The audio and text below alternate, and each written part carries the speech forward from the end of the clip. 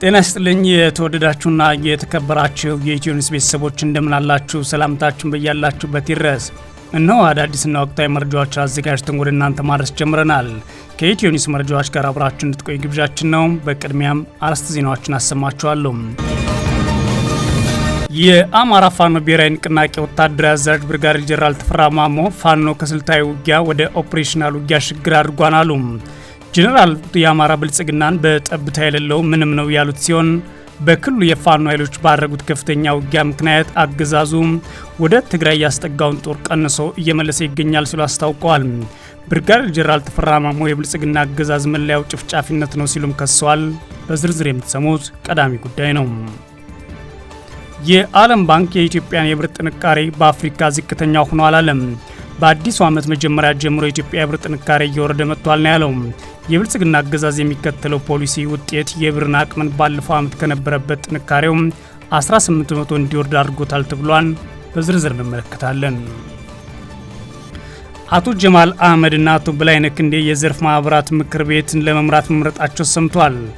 የሜድሮክ ዋና ስራ አስፈጻሚ አቶ ጀማል አህመድና የበላይነህ ክንዴ ግሩፕ ዋና ሰብሳቢ የሆኑት አቶ በላይነህ ክንዴ የብልጽግና አገዛዝ ባስቀመጠው አዲስ አሰራር መሰረት ነው ዋናና ምክትል ሆነው የተሾሙት ተብሏል። ይህን ጉዳይ በተመለከተ የሚከራከሩም ተሰምተዋል። በዝርዝር እናየዋለን። ፕሬዚዳንት ትራምፕ ከድርድሩ ካልተሳካ ለጦርነት እየተዘጋጁ መሆናቸውን ተናግረዋል። እስራኤል በሊባኖስ ተኩስ ሳታቆም ከአሜሪካ ጋር ድርድር እንደማትጀምር ደግሞ ኢራን አስታውቃለች። አሁን ላይ ሁለቱ ሀገራት ለድርድር የሚጓዙበት ሂደት የተፈጠረ ሲሆን ድርድሩ ከመጀመሩ በፊት ግን የሚያስቀምጧቸው ሀሳቦች ብዙዎችን እያነጋገሩ ይገኛሉ። የተወደዳችሁና የተከበራችሁ የኢትዮ ኒውስ ቤተሰቦች አብራችሁን ስትቆዩ እነዚህና ሌሎች ትሰማላችሁ። መልካም ቆይታ ይሁንላችሁ። የአማራ ፋኖ ብሔራዊ ንቅናቄ ወታደራዊ አዛዥ ብርጋዴር ጄኔራል ተፈራ ማሞ ፋኖ ከስልታዊ ውጊያ ወደ ኦፕሬሽናል ውጊያ ሽግግር አድርጓል አሉ። ጄኔራሉ የአማራ ብልጽግናን ጠብታ የሌለው ምንም ነው ያሉት ሲሆን በክልል የፋኖ ኃይሎች ባደረጉት ከፍተኛ ውጊያ ምክንያት አገዛዙ ወደ ትግራይ ክልል ያስጠጋውን ጦር ቀንሶ እየመለሰ ይገኛል ሲሉም አስታውቀዋል። ብርጋዴር ጄኔራል ተፈራ ማሞ የብልጽግና አገዛዝ መለያው ጭፍጫፊነት ነው ሲሉም ከሰዋል። የአማራ ፋኖ ብሔራዊ ንቅናቄ ወታደራዊ አዛዥ ብርጋዴር ጄኔራል ተፈራ ማሞ ሚያዝያ 2018 ዓ.ም ከኤቢሲ ቴሌቪዥን ጋር ባደረጉት ቆይታ የፋኖ ኃይሎች የውጊያ ስልት ከደፈጣ ወደ ኦፕሬሽናል ውጊያ ሽግግር ማድረጉን አስታውቀዋል። የፋኖ ኃይሎች በሰሜን ወሎ ከግዳን እስከ ደቡብ ወሎ ደሴ ዙሪያ፣ በደቡብ ጎንደር ከነፋስ መውጫ እስከ ሐሙሲት እንዲሁም በማዕከላዊ ጎንደርና በጎጃም ያደረጉት ከፍተኛ ውጊያ ማሳያነት ማንሳት አሁን ላይ የፋኖ ውጊያ ወደ ሙሉ ድምሰሳ ተሸጋግሯል ሲሉ ነው ብርጋዴር ጄኔራል ተፈራ ማሞ የተናገሩት። የፋኖ ኃይሎችን አጥቅቶ ከመሸሽ ወደ ደፈጣ ውጊያ ተነስተው ኦፕሬሽናል ውጊያ ማድረግ የጀመሩ ጊዜ ወዲህ ያገዛዙ ጦር ከፍተኛ አዛዦችን በቀጥታ ማጥቃትና ማረክ ችለዋል። የጦር ግምጃ ቤቶችንም ተገኝተዋል። በሂደቱም የፋኖ ኃይሎች ብቁ መሪዎች ማፍራቱን አረጋግጧል ሲሉ ነው የአፋብን ወታደራዊ አመራር ብርጋዴር ጄኔራል ተፈራ ማሞ ያስታወቁት። አንዳንዱ ልክ ከፊት እያዋጋ እያለ ከኋላ እየተቆረጠ ዋጋ ይከፈላል በተለያየ ጊዜ። እንግዲህ አሁን ውጊያ ውድቀት አመራሮችን እነዚህ በከፍተኛ ደረጃ የሚገኙ የሻለቃ የሌተና ኮሎኔል የኮሎኔሎችን በውጊያ ላይ መገኘት ተጀመረ። በተለያየ ጊዜ ራሳቸው ያስተጋቡት ነበረ። ይሄ ከፍተኛው ነው የነበረው። ሌላኛው የተተኳሽ የመሳሪያ የትጥቅና ስንቅ ግምጃ ቤቶችን እነዚህን ግምጃ ቤቶች የመቆጣጠር የማገኘት የሚፈለገው ውጊያዎችን ለማድረግ የምንፈልገውን ነገር በአጭር ጊዜ የማገኘት ከመጠን በላይ የማገኘትና ይህን በተሽከርካሪዎች ከቦታ ቦታ የመንቀሳቀስ ሁኔታ ነው የተፈጠረው። ስለዚህ ከሁሉም በላይ ትልቅ የነበረው በየደረጃው ራሳቸውን ችለው ማዋጋት የሚችሉ የኮር የክፍለ ጦር የሻለቃ አመራሮች እንደሸን መፍላታቸው ነው። በአማራ ፋኖ በብዛት ተገኙ። በተደጋጋሚ ልምድ በእነዚህ ውጊያዎች ላይ እነዚህ ኮርን የሚመሩ ክፍለ ጦርን የሚመሩ ሻለቃን የሚመሩ እነዚህ አዋጆች በከፍተኛ ተገኘ።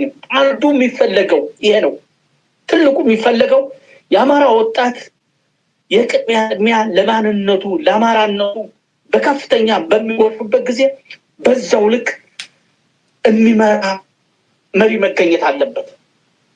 ከዚህ የተነሳ በውጊያው ከሁሉ ነገር ካገኘነው በላይ በፈተና ተፈትነው ልምድ አግኝተው የመጡ መሪዎች በሁሉም አህዶች በሁሉም ኮሮች መገኘታቸው ነው።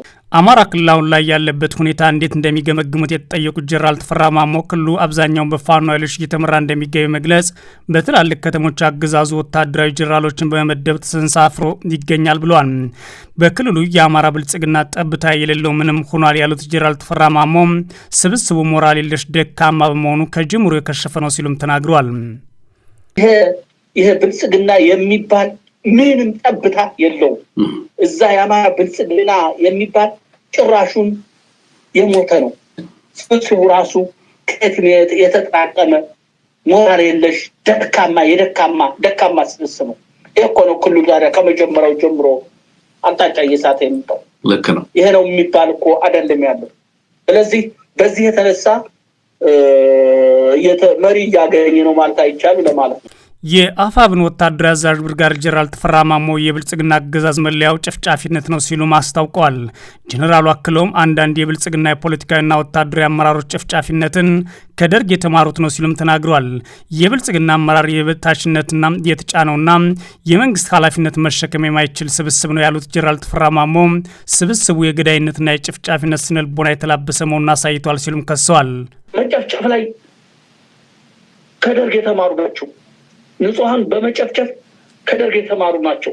ብዙዎቹ እኮ ጎንደር ላይ፣ ጅማ ላይ፣ አዲስ አበባ ላይ፣ ሐረር ላይ፣ ቀይ ሽብር ላይ ሲፈጽሙ የነበሩ በዚህ ድርጅት ተደባልቀው አሉ። ተመልከት። በአንድ ጊዜ የመጣ አይደለም ይሄ ባህሪያቸው። ይሄ የምታዩ ባህሪ እኮ በአንድ ጊዜ የመጣ አይደለም። ህዝብ መጨፍጨፍ፣ ህዝብ መዝረፍ፣ ማሰቃየት ከዚህ ጋር የመጣ ነው። አሁን ደግሞ በዚህ ሁኔታ ነው በቀን ነው እየፈጸሙ ያሉት። ይህን ህዝብ ተመልከት። መበቀል ነው ያሉት። ባገኙት አጋጣሚ ህዝቡ አንገቱን ቀና ብሎ እንዳይሄድ በህይወት እንዳይኖር የሚያደርጉት ከዚህ ከኋላ ታሪካቸው ተሳስሮ የመጣ የጨፍጫፊነት፣ የገዳይነት፣ የአረመኔነት ስነልቦና ነው። ይሄ ደግሞ መነሻው አብረው ሲኖሩ የሚናቁ የማይቀበላቸው እንደዚህ ይሆን ይመስላል እንጂ በአንድ ሀገር እየኖር ወደዚህ አይነት ጥፋት በየጊዜው አሁን እኮ የስራት ተመልከት። ከሁሉ ጋር መለያው ግጭት ነው። መለያው ልማት ብልጽግና እያለ የሚከፍለው ውሸት ነው። ጥፋት ውድመት ነው። አገሪቱን እንዴት እያወደማት መሆኑን ያሳያል። በፋኖ በኩል የአማራ ፋኖ ብሔራዊ ንቅናቄ ከተመሰረተ ወዲህ ከፍተኛ የአመራር ሰጭነት ሚና እየታየ መሆኑን የተናገሩት ብርጋዴር ጀነራል ተፈራ አሁን ላይ የፋኖ ኃይሎች የሚያስተዳድሩት ቀጠና ህዝቡ የጸጥታ እፎይታ አግኝቷል ብለዋል። የፋኖ ኃይሎች እየወሰዱት የሚገኘው እርምጃ የብልጽግና አገዛዝ ኃይሉ ተዛብቷል ያሉት ጀነራል ተፈራ ማሞ በክልሉ የፋኖ ኃይሎች ባደረጉት ከፍተኛ ውጊያ ምክንያት አገዛዙ ወደ ትግራይ ክልል ያስጠጋውን ጦር ቀንሶ ወደ አማራ ክልል እየመለሰ ይገኛል ሲሉም ተናግረዋል። የዓለም ባንክ የኢትዮጵያ የብር ጥንካሬ ከአፍሪካ ዝቅተኛ ሆኗል አለ። የብልጽግና አገዛዝ የሚከተለው ፖሊሲና የኢኮኖሚ ችግሩ የብርን አቅም ባለፈው ዓመት ከነበረበት ጥንካሬ 18 በመቶ እንዲወርድ አድርጎታል። የኢትዮጵያ ብር በጥንካሬው በአፍሪካ ባለው የአውሮፓውያኑ ዓመት በዝቅተኛ ደረጃ ላይ የሚገኝ ገንዘብ እንደነበር ዓለም ባንክ አጋልጧል። ባንኩ ሰሞኑን ባወጣው የአፍሪካ ኢኮኖሚ ሁኔታ ሪፖርት የኢትዮጵያ ብር ጥንካሬ ከቀደመው ዓመት ጋር ሲነጻጸር ባለፈው ዓመት በ18 በመቶ በመቀነስ በአፍሪካ የመጨረሻው ደረጃ ላይ እንደነበር ገልጿል።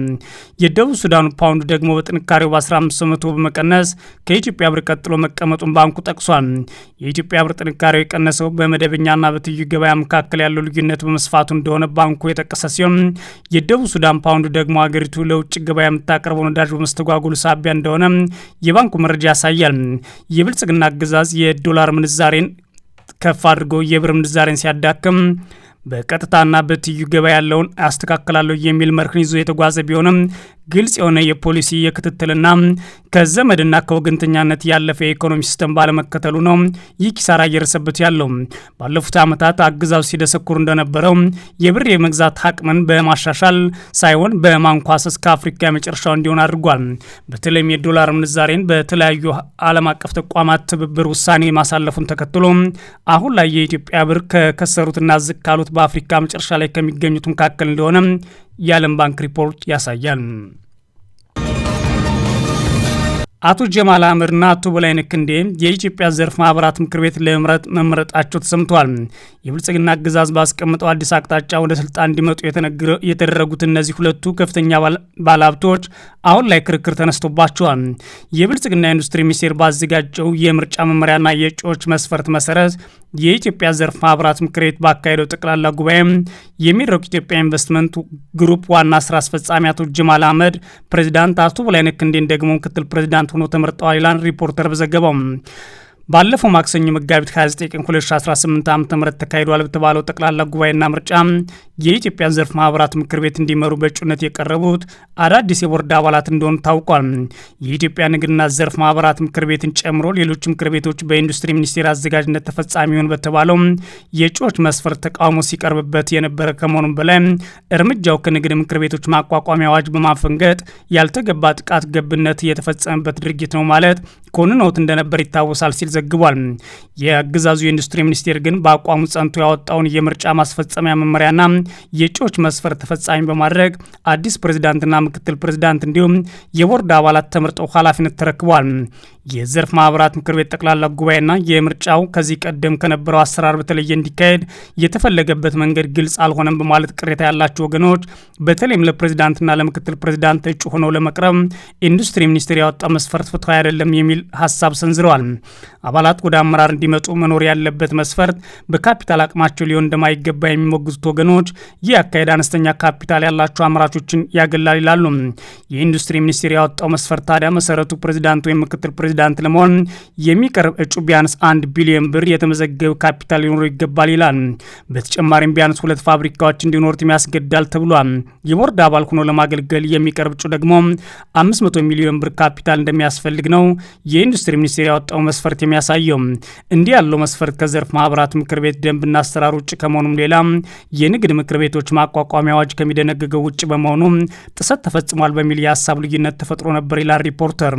ከዚህ ቀደም የአገዛዙ ንግድና ዘርፍ ማህበራት ምክር ቤትን ጉዳይ በቀጥታ ይመለከት ባይሆንም የንግድና ዘርፍ ማህበራት ማቋቋሚያ አዋጅ የሚደነግገው መሰረት ምክር ቤቱ ከስር ካሉት የዘርፉ ምክር ቤቶች ተመርጠው ያልተወከሉ ተመራጮች ካሉ በንግድና ዘርፍ ማህበራት ምክር ቤት ውስጥ ለማካተት የሚቸገር መሆኑን መግለጹንም ጠቅሷል። በሌላ በኩል ግን የኢንዱስትሪ ሚኒስቴር የወሰደው እርምጃ አግባብ እንደሆነ የገለጹ አንድ የዘርፍ ማህበራት ምክር ቤት አባል የንግድና ዘርፍ ምክር ቤቶችን ትልቅ የሚባሉ የኩባንያ መሪዎች ሸሽተው የቆዩ በመሆናቸው እንዲህ የሚታወቁ የቢዝነስ ሰዎች መሪዎች ወደፊት ማምጣት ለንግድ ምክር ቤቶች ገጽታ ጥሩና ጠቃሚነት ይኖረዋል ብለዋል ተብሏል። ይህ እንደ መልካም እድል መታየት ያለበት መሆኑን አክለዋል ይላል ሪፖርተር።